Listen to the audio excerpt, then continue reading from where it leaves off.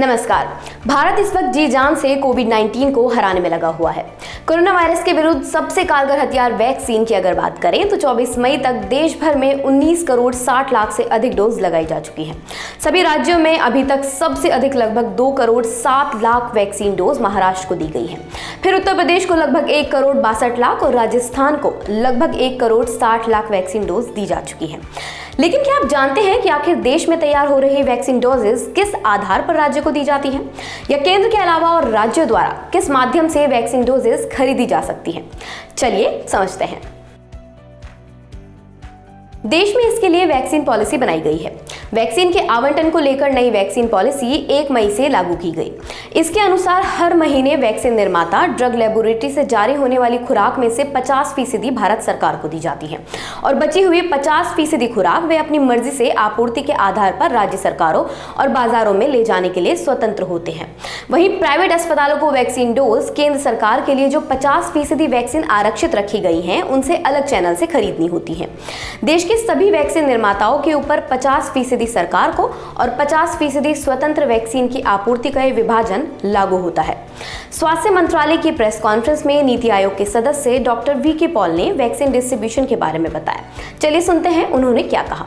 जो नई पॉलिसी आई उसके अंतर्गत भारत में पैदा होने वाले वैक्सीन प्रोडक्शन का 50% जो है वो भारत सरकार रिक्वायर करती है, प्रोक्योर करती है और स्टेट्स को फ्री में प्रदान किया जाता है। भारत सरकार पहले भी फ्री वैक्सीन प्रदान कर रही थी और अभी ये फ्री वैक्सीन जो है वो स्टेट्स को प्रदान किया जाता है और स्टेट्स लगाते हैं आगे प्रोग्राम के अंतर्गत। तो सारे देश में ये प्रक्रिया एक प्रक्रिया चली हुई है। इसके साथ साथ में 2 चैनल और बने। एक चैनल बन गई कि कुछ हिस्सा प्राइवेट में जा सकता है और वो प्राइवेट में मिलना शुरू होगा, और बीच में एक इम्पॉर्टेंट हिस्सा है वो जो कि स्टेट गवर्नमेंट्स अपने आप एक्वायर करती हैं उसी वैक्सीन को। जो भारत सरकार द्वारा स्टेट्स को फ्री दिया जाता है उसके ऊपर 45 एंड अबव को ही देना है, वो प्रायोरिटी ग्रुप है। अब सवाल है कि आखिर केंद्र सरकार राज्य सरकारों को किस तरह और किस हिसाब से वैक्सीन देती है। दरअसल केंद्र सरकार अपने हिस्से की वैक्सीन को संक्रमण की स्थिति, जिसमें कोविड के सक्रिय मामलों की संख्या और प्रदर्शन यानी टीकाकरण की गति के मापदंड के आधार पर राज्यों, केंद्र शासित प्रदेशों को आवंटित करती है। इस मापदंड में वैक्सीन के वेस्टेज पर भी विचार किया जाता है और फिर उसी आधार पर राज्यवार कोटा निर्धारित किया जाता है। इस पर डॉक्टर वी.के. पॉल कहते हैं, जो स्टेट गवर्नमेंट्स अपना तरीके से एक्वायर करती हैं, प्रोक्योर करती हैं, उसके ऊपर उन्होंने फैसला करना है कि उन्होंने किन वर्गों को देना है। क्योंकि ये ऐसी उनसे रिक्वेस्ट थी तो ये फ्लेक्सिबिलिटी उनको प्रदान की गई। तो वो वाला जो एक प्रोक्योरमेंट का हिस्सा है उसके ऊपर स्टेट गवर्नमेंट ने अपने तरीके से ये फैसला करना है कि वो इसको किस तरह से और कहाँ तक पहुँचाए। केंद्र सरकार से और प्राइवेट कंपनियों से वैक्सीन लेने के अलावा भी राज्यों के पास विकल्प होते हैं। राज्य भी अपने स्तर पर वैक्सीन के लिए ग्लोबल टेंडर जारी कर सकते हैं। ग्लोबल टेंडर कोई भी देश या राज्य दुनिया भर की कंपनियों के लिए टेंडर जारी करता है। ये टेंडर इससे जुड़ा विभाग अपनी वेबसाइट पर या किसी प्रतिष्ठित राष्ट्रीय अंतर्राष्ट्रीय मीडिया के द्वारा जारी किया जाता है। इस पूरे प्रोसेस में अंतर्राष्ट्रीय कंपनियों को भी आमंत्रित किया जाता है, जहां वह उत्पाद की सप्लाई के लिए बोली या बिड लगाती है।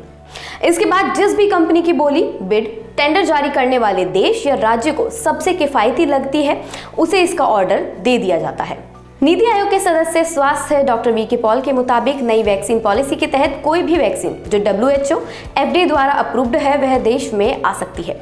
उन्हें इंपोर्ट लाइसेंस 2 दिन में मिल जाता है। केंद्र सरकार ने 23 मई तक निशुल्क और राज्यों द्वारा सीधे खरीदे जाने पर 21 करोड़ 80 लाख से अधिक वैक्सीन डोज राज्यों और केंद्र शासित प्रदेशों को उपलब्ध करवाई है। वहीं स्वास्थ्य मंत्रालय के अनुसार राज्यों को और केंद्र शासित प्रदेशों को 1 मई से 15 जून तक कोविड-19 वैक्सीन की 5 crore 86 lakh dose free of cost यानी निःशुल्क मुहैया कराई जाएंगी। इसके अलावा टीका विनिर्माताओं से मिले डेटा के हिसाब से राज्यों और केंद्र शासित प्रदेशों के लिए टीकों की सीधी खरीद के लिए जून के आखिर तक कुल 4 करोड़ 87 लाख खुराक उपलब्ध होंगी। ये थी वैक्सीन की बात। इसके साथ साथ आज जरूरी है कि हम सभी मिलकर इस महामारी को हराएं और अपनी जिम्मेदारी समझते हुए उन सभी नियमों का पालन करें जो सरकार द्वारा बताए गए हैं। मास्क लगाएं और अपनी बारी आने पर वैक्सीन जरूर लगवाएं। आज की इस वीडियो में बस इतना ही। धन्यवाद।